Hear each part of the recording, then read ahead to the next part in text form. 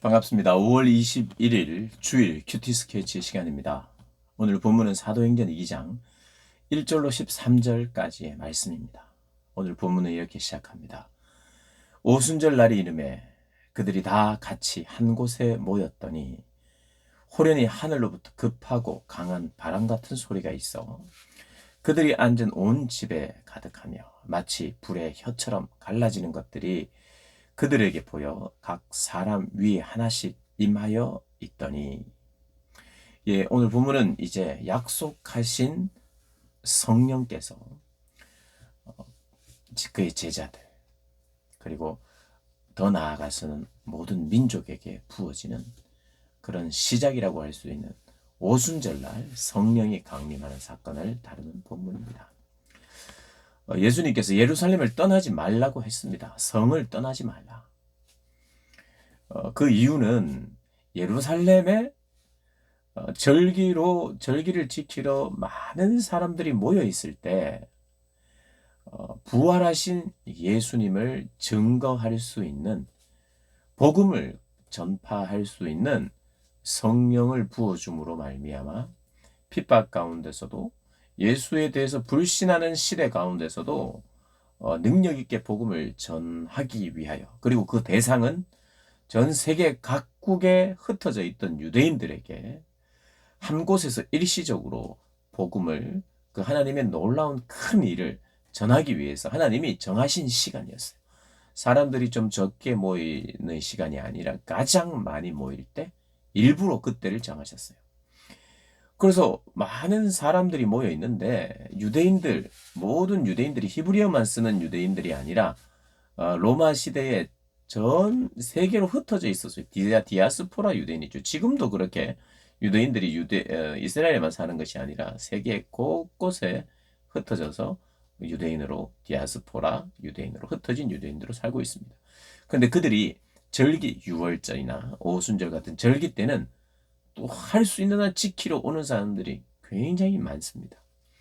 그래서 그들이 다 모였을 때, 세계 각국에서 흩어져 있던 유대인들이 모였을 때, 세계 각국의 언어로 하나님께서 하나님의 큰 일을, 복음을 전하게 하시는 능력을 제자들에게 부어줍니다. 그러니 성령은 특징적으로 오늘 본문에서는, 그리고 이어지는 본문에서는 가장 핵심적이고 중요한 것이 뭐냐? 불의 혀 같은 모양으로. 이 모든 제자들에게 혀 모양의 불이 있어요. 불의 혀. 그 혀는 언어와 관계되어 있는 것이잖아요. 혀 모양이 이렇게 올라가 있었어요. 언어의 능력을 말하는 거예요. 그러니까 언어의 능력이 어떻게 나타나느냐?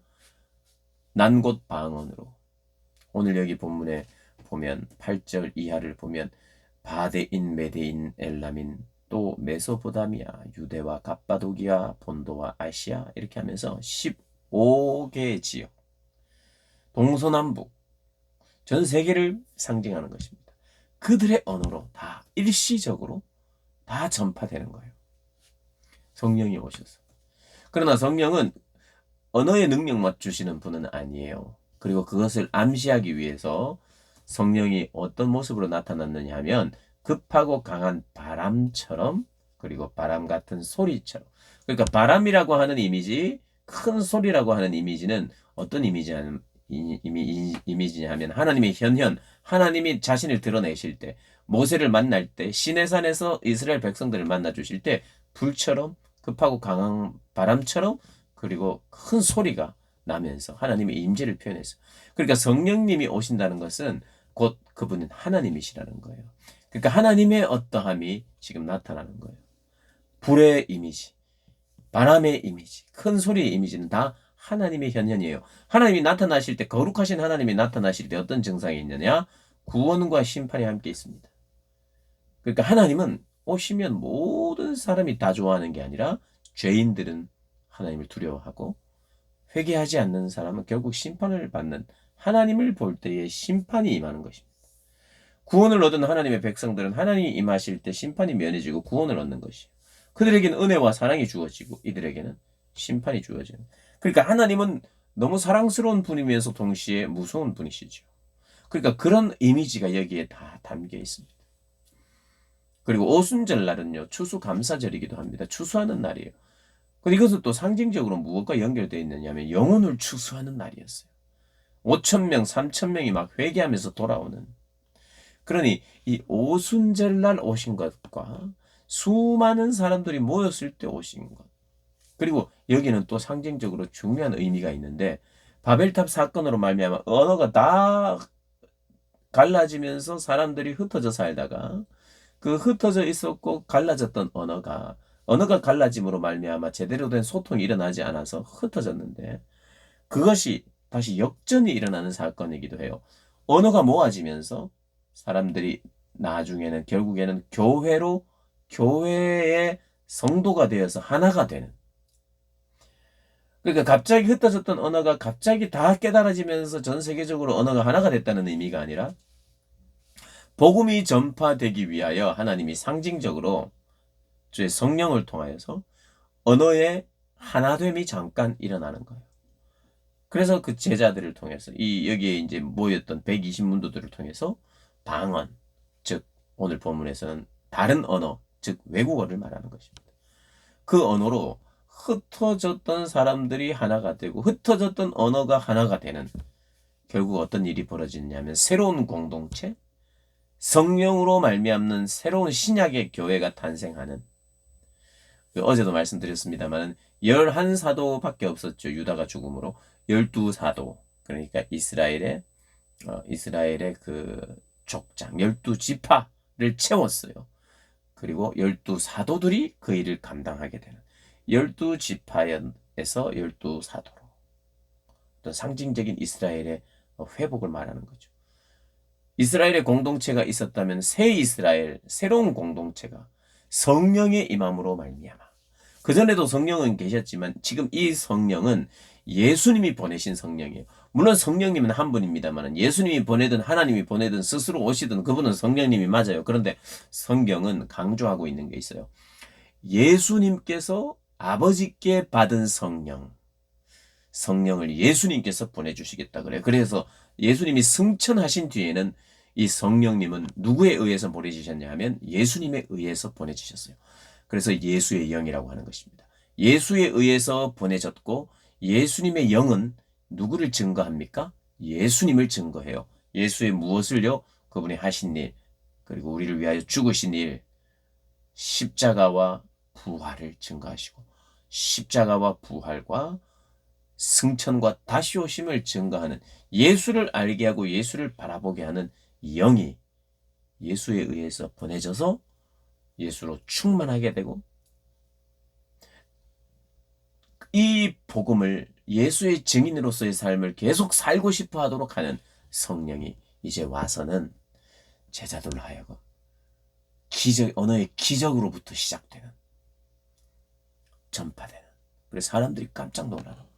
이 사람들이 갈릴리 사람들인데 어떻게 내가 살고 있는 지역에 외국어를 한단 말인가. 이들이 배울 리도 만무한데 그렇게 하면서 깜짝 놀라는.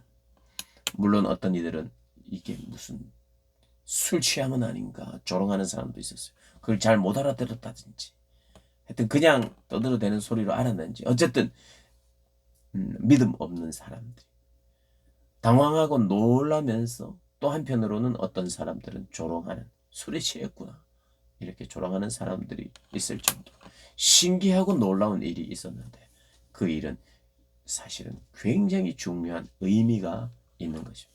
그래서 사도행전 2장 1절부터 오늘 이 본문이 성령께서 왜 오셨는지 사도행전 1장 2장 그리고 성령께서 사도행전을 통해서 주되게 하시는 일이 무엇인지 그분은 복음을 전하게 하고 또 그분은 교회가 탄생되게 하고 복음을 전하게 하는데 어려운 상황이 생김에도 불구하고 담대하게 더 성령으로 충만해지면 담대하게 죽음의 위협 앞에서도 복음을 전하게 하는 능력이 사도들에게 부어지고 그의 제자들에게 이 120명 문도들에게 부어짐으로 말미암아 하나님의 교회가 막 일어나기 시작하고 믿게 되는 사람들이 날로 늘어났고 그래서 모이기를 힘쓰고 날마다 찬송하고 찬미하고 기도하고 하나님의 말씀을 상고하고 배우기를 기뻐했던 참된 새 언약의 공동체 신약의 교회가 이제 시작되는 그런 내용을 담고 있습니다. 그리고 성령은 전도만 하는 영은 아니라고 말씀드렸죠. 이미 그것을 암시하고 있어요. 그리고 그분의 바람과 같은 또 그분의 불 같은 이것이 다 어떤 불은 또 정결케 하는 의미도 있거든. 그러니까 성령은 우리를 정결케 하기도 하고 회개를 불러일으키기 위해 성령은 그런 분이거든요. 회개하도록 하고 우리를 정결케 하도록 하고 나를 단련하도록 하는. 그래서 찔림을 주시고 회개하게 하고 예수님의 공로를 보게 하고 믿게 하고 그래서 예수님의 십자가와 부활을 믿게 하고 또 그 예수님의 승천과 다시 오심을 믿게 하고 그리고 성령은 우리로 하여금 하나님을 아버지라 부르게 하는 그런 은혜가 주어지는 사건. 그것이 바로 성령의 강림으로 말이에요. 그리고 또 성령은 강림하셔서 각 사람에게 임하셔서 예전에는 돌판에 쓰여졌던 하나님의 말씀이 우리의 신비에 우리의 마음에 쓰여졌기 때문에 이제 순종할 수 있는 거예요. 그래서 순종하게 하는 영이에요. 그런 여러 가지 의미들이 함축적으로 담겨 있는 것이 이제 오늘 성령이 임하는 모습에 오순절날 임했다는 것 그리고 하늘로부터 임했다는 것 급하고 강한 바람 같았고 그런 바람 같은 소리 같았고 그리고 불 같았고 불의 혀처럼 그런 혀 같은 혀의 모양이 그들이 임하면서 성령을 좀 포괄적으로 앞으로 이 성령의 시대, 교회의 시대에 나타나는 성령으로 말미암아 나타나는 어떤 면에서는 모든 것을 여기에 암시적으로 다 담아놨다고도 할 수 있어요. 그래서 그 이미지를 다 표현하고 있는 것이거든요. 하늘로부터 왔고 급하고 강한 바람 같았고 큰 소리 같았고 불의 혀처럼 갈라지고 불 같았고 혀 같았고 그래서 이제 바람은요 또 생명력을 이야기하기도 합니다. 생명력. 그의 생기를 불어넣는. 그러니까 또 이 성령은 생명을 주시는 분이에요.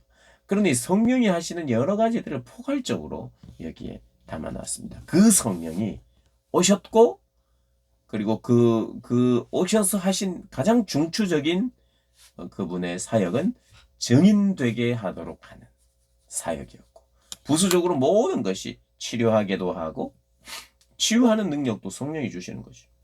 치유하게도 하고 기적도 일으키면서 그리고 생명이 다 생명의 사역이죠. 생명 그런 일들이 있기 때문에 생명의 사역이 회개의 사역도 생명의 사역이고 치유하는 것도 생명의 사역이고 구원되는 게 다 생명의 사역 아니겠습니까? 생명력 있는 공동체가 되고 생명력, 사랑의 생명력이 있으니까 하나가 되고 또 자기에 있는 것을 팔아서 나누기를 기뻐하는 공동체 하나가 되도록 하는 이 생명은 참 생명은 하나가 되게 하는 또 생명이에요. 그래서 우리가 신앙생활을 하면서 성령으로 말미암아 가질 수 있는 온갖 것을 우리가 사도행전을 통해서 확인하겠지만 거기에 굉장히 함축적으로 또 상징적으로 표현하고 있는 것이 1절에서 어떻게 보면 4절이라고 보면 될 것 같아요. 그래서 이 본문은 굉장히 사도행전에서 중요한 본문인데 오늘 함께 다루었습니다.